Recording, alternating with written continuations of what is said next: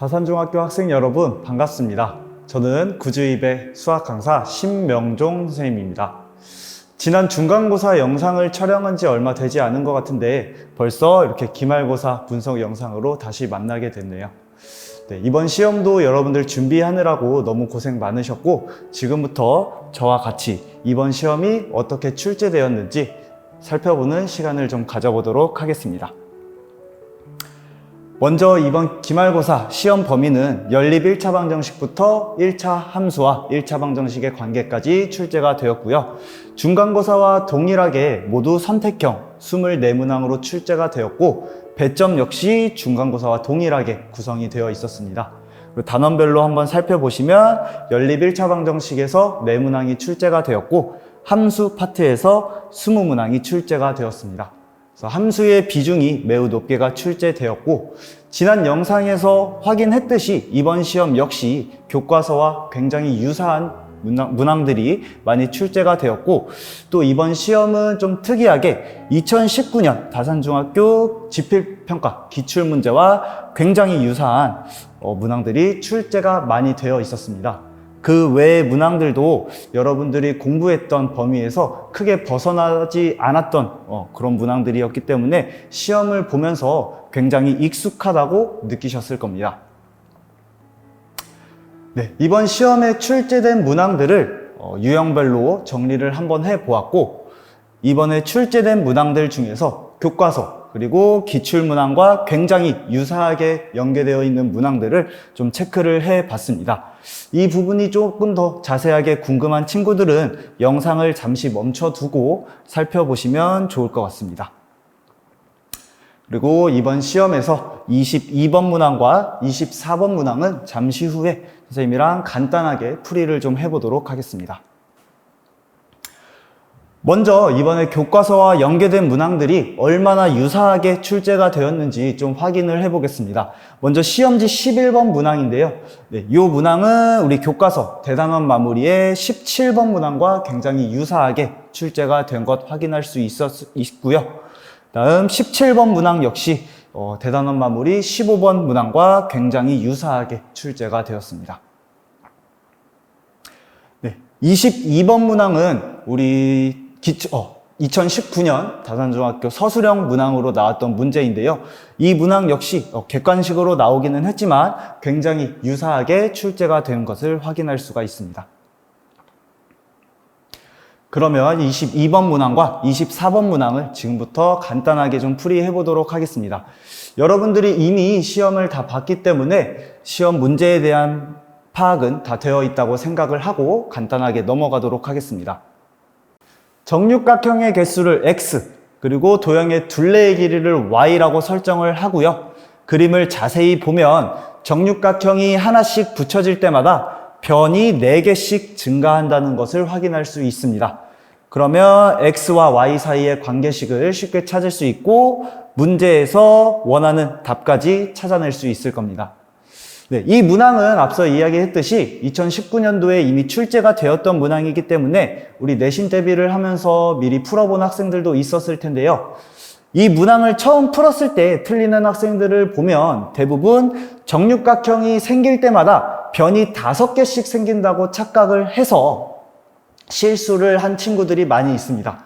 하지만 이 문항, 이번 시험에는 객관식으로 출제가 되었고 변이 5개씩 늘어난다고 생각했을 때의 답이 보기에 없었기 때문에 내가 문제 잘못 풀었구나 라는 거 금방 확인할 수 있으셨을 거고 문제 다시 한번 꼼꼼히 생각해 보면 금방 답을 찾을 수 있었을 겁니다.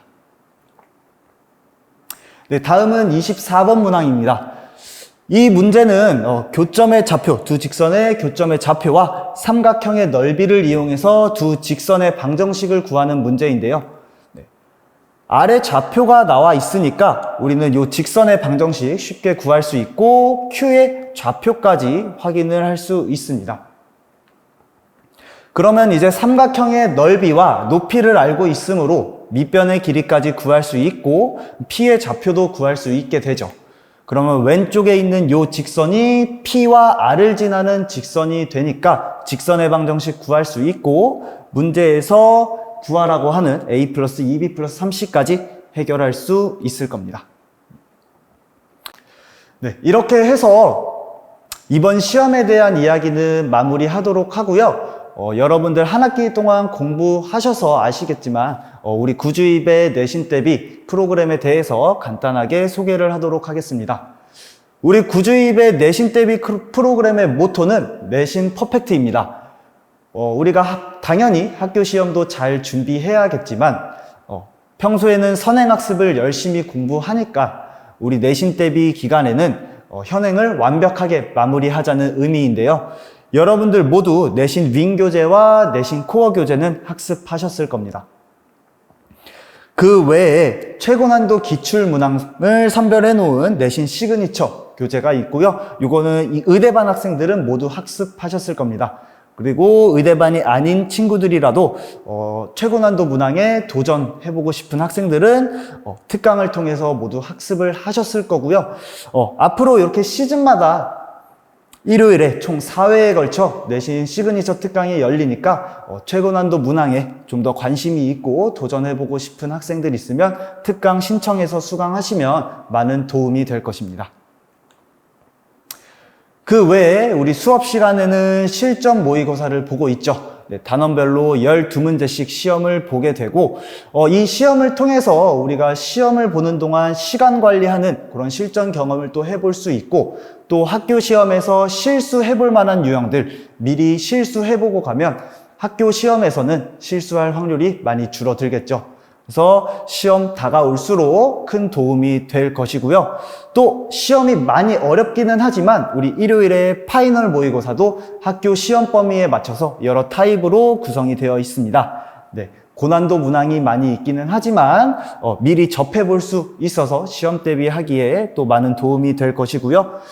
그리고 학교 시험에 서술형이 나오는 친구들은 서술형 모의고사를 통해서도 미리 연습해 볼 수 있는 좋은 기회가 있습니다. 그리고 학교 시험에 서술형이 나오지 않는다고 하더라도 우리가 학년이 올라갈수록 요 서술형 시험은 보게 되니까요. 미리미리 잘 준비하시면 좋을 것 같습니다. 네, 이번 시험도 여러분들 준비하시느라 너무 고생 많으셨습니다. 네, 이번 시험은 열심히 준비하면 나도 좋은 성적 받을 수 있구나. 네, 그런 자신감을 좀 얻을 수 있는 시험이었다고 생각을 합니다. 네, 여러분들 이번 시험 잘 봤다고 해서 자만해서도 안 되지만 좀 아쉬운 결과가 나왔다고 해서 너무 좌절하고 있을 필요도 없습니다. 네, 지난 영상에서도 이야기했지만 우리 학생들 한 학기 동안 내신 대비 해봤기 때문에 점점 더 성장하는 모습 보여주면 좋을 것 같습니다. 네, 우리 구주입의 선생님들은 여러분들 학교 시험뿐만 아니라 앞으로 수학 학습에 있어서 정말 좋은 프로그램과 좋은 수업 제공하기 위해서 항상 최선을 다하고 있습니다. 그러니 여러분들도 우리 선생님들 믿고 열심히 공부해 주셨으면 좋겠습니다. 여러분들 항상 응원하는 구주입의 선생님 되겠습니다. 감사합니다.